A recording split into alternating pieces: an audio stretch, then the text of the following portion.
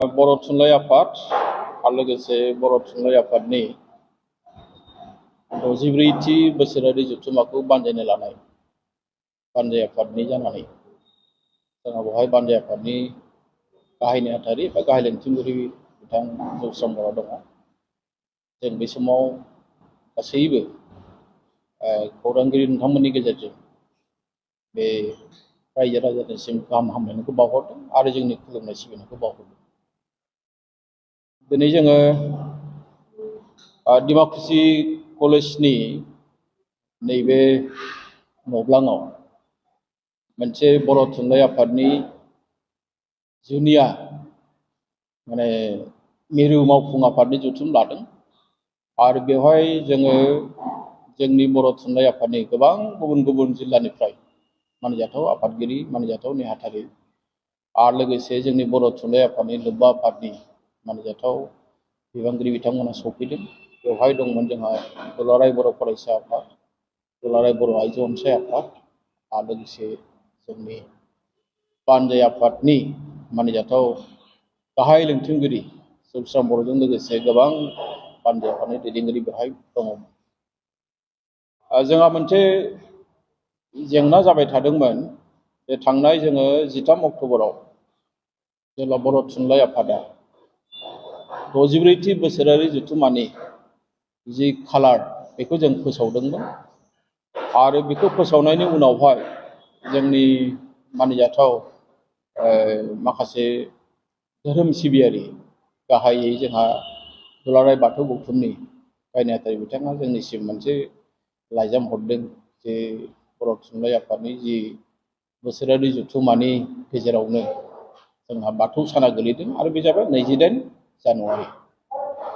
दा बेखौ लानानै बिथांमोना जोंनो गांसे लाइजाम हरदों आरो जोंखौ बुंदों जे बर' थुनलाइ आफादा बे सानखौ बोरै हायो एरायनानै लायोब्ला मोजां। आरो बिनि थाखायनो जों दिनै बे जर'खा जि मोनसे मावफुं मेल बेखौ लानायबो जादों। बेवहाय गासैबो बाथ्राखौ जोबोद गोथौ आरो गुवारै सावरायनाय जादों।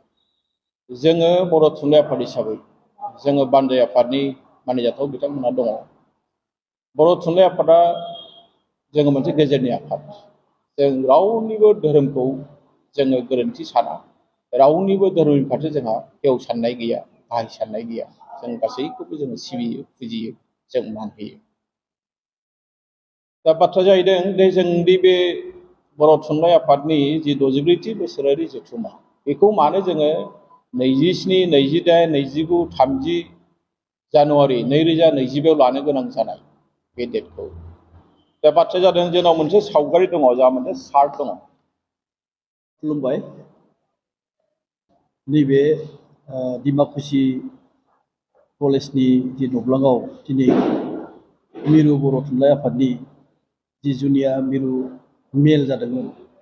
बे मेलनि गेजेरजों जोंना दाखालि 13 अक्ट'बर खालि उदालगुरि जिल्लानि डिमाकुसियाव जानो गोनां जि 64थि बोसोरारि जथुम्मा बर' साहित्य सभानि बिनि खालारखौ थि खालामनाय जादोंमोन आरो बे खालारनि सायाव एसे अजद फैदोंमोन बाथौ गौथुमनिफ्राय।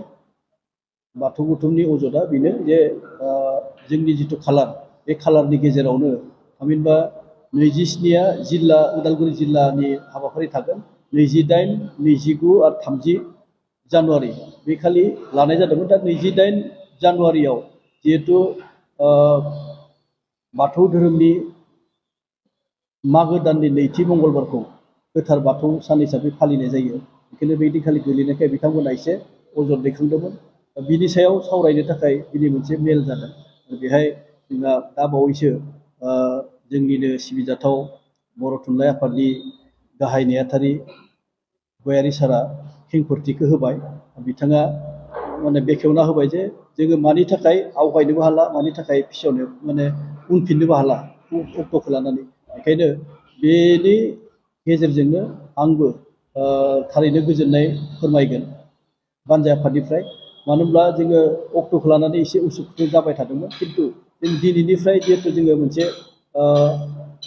फाइनाल मोनसे महराव फैबाय जे 27, 28, 29 आरो 30 जानुवारि बिनि गेजेराव जोंहा बे सानाव जोङो 64थि बोसोरारि जथुम्मा बर' थुनलाइ आफादनि बेखौ जोङो डिमाकुसियाव जोबोद गाजा गोमजायै खुंनो थाखाय जोङो लाहार फाहार खालामबाय थादों आरो बेयो थारैनो जाफुंगोन। आङो दिनै नोंथांमोननि बे प्रेस मिटनि गेजेरजों एबा नैबे समाव नोंथांमोनखौ नोंथांमोननि मिडियानि गेजेरजों खावलायनो सानदों जे बै हाबाफारि जाफुंनायाव जाहाथे बयबो लोब लोब बाहागो लाफैयो। बयबो मोनफ्रोमबो हाबाफारियावनो जाहाथे जोङो बिनिफ्राय माबा मोनसे फिडबेक मोजां पजिटिभ फिडबेक मोननो हायो। बे एसेबां गिदिर मोनसे जथुम्मायाव जाहाथे जोंनि इयुन जोलैनि थाखाय बा जोंनि बर' माहारिनि बर' थुनलाइनि थाखाय हारिमुनि थाखाय रावखौ बोरै लाखिनो हागोन बिनि सायाव जिहेथु सावरायनाय जागोन बेफोर हाबाफारियाव जाहाथे बयबो लोब लोब बाहागो लाफैयो। जोङो बानजाय आफादनिफ्राय जोङो मोजाङै जेसेबां हायो माने मोजाङै खुंना हरनायनि थागथियारि खालामखादों। मानो होनब्ला जोङो 2 बोसोर आगोलनिफ्रायनो मोनसे थागथियारि आफादबो दाना लाखादोंमोन। बेखौ फैयै फैयै दिनै जोङो बानजाय आफाद दाना लाबाय। दा बेखायनो माथ्र जोंहा अक्ट'आल' खालाराल' थिग जायाखैमोन, खिन्थु दिनैनिफ्राय जोङो रोखा जे फैबाय थानाय जिथुनिखि 27, 28, 29, 30 जानुवारि बे माने सानब्रैयाव मोजां रोखोमनि फालिनो हागोन। आरो जिहेतु